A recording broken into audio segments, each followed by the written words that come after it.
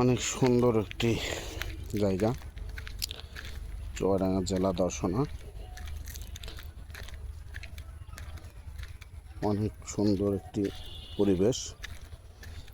যারা এখনও সীমান্তে আসেননি অবশ্যই আসবেন।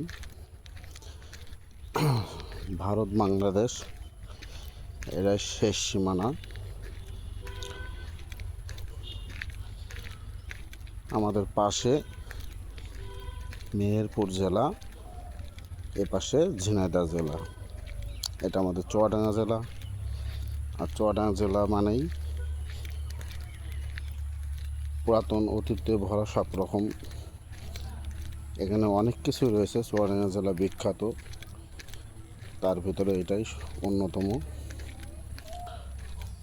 বর্ডারটা খুবই পরিচিত, আপনারা অবশ্যই আসবেন। ধন্যবাদ, ভালো থাকবেন।